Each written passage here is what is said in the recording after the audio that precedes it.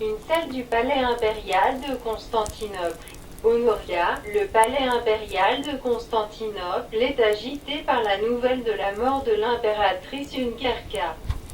On dit qu'Attila avait brûlé par désespoir le palais de sa femme devenue terriblement vide. Mon cœur bat d'une admiration involontaire.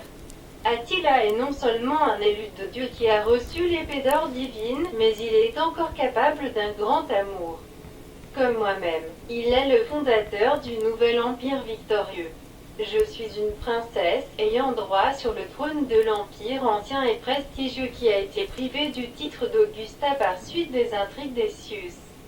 Maintenant, après la mort de Carca, je peux devenir l'impératrice du Nord et donner à Attila le droit à la possession de la moitié de l'empire d'Occident. Puis nous mettrons sous notre contrôle la moitié restante. En ce qui concerne l'Empire d'Orient, il dépend déjà d'Attila depuis la guerre. Je ne trahis personne, je veux sauver la civilisation romaine. C'est Valentinien qui m'a trahi, ayant ordonné de tuer mon cher Eugène. Et Théodose, après avoir essuyé la défaite avec le glaive, a décidé de vaincre Attila par le poison.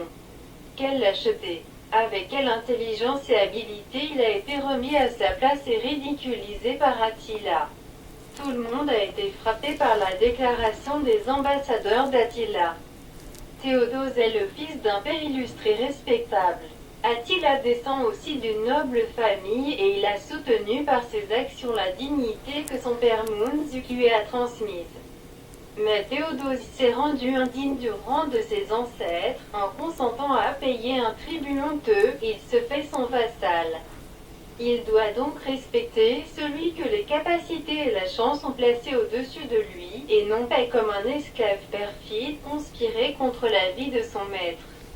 Non, elle n'a pas pitié de son frère et de son oncle. Mais elle épargnera leur vie, les enverra au couvent prier Dieu de leur pardonner leurs grands péchés. D'ailleurs, ils prient Dieu tout le temps. Pourtant, ils n'ont pas de foi sincère dans leurs âmes. Malgré sa fanatique religiosité, Augusta Pulchérie a ordonné au comte Saturnin de tuer deux prêtres proches de l'ancienne impératrice Eudoxie. Non, il faudra les envoyer en exil dans une périphérie éloignée de l'Empire du Nord. J'ai vu de nouveau Attila sur un cheval blanc avec son épée d'or dans un rêve. Non, il ne faut plus attendre. La décision est prise. Je serai la première dame du monde. Il faut envoyer à Attila un messager sûr avec une lettre et une bague de fiançailles. À qui confier cette mission délicate et discrète? Bien sûr à Jacinthe, toutes ces années, nous avons beaucoup parlé et Jacinthe me comprend bien. Il faut seulement discuter encore avec lui comment mieux répondre aux questions de l'empereur du Nord.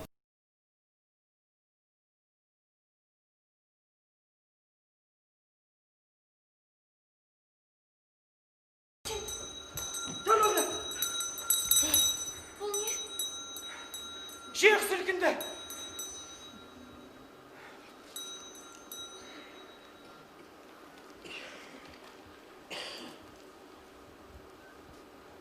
Константинополь сарай мазасыз. Күйінген Аттила қаңырап қалған әйелінің сарайын өртеп жіберген десек. Кереко өлді. Кереко өлді. Қалай сүйсінбесін, а? Жоқ, енді соза берге болмаз. Аттилаға Батыс империяның шартысын иелену құқығын бере алам. Ганория, жынапасыз. Содан кейін қалған жартысында өз иелігімізге өткізе аламыз. Ағам Валентиненің сазайын тартқызатын күн туды. Жоқ, енді соза беруге болмас. Жасен, Аттилаға хат және неке жүзігімді жолдауым керек. Дереу.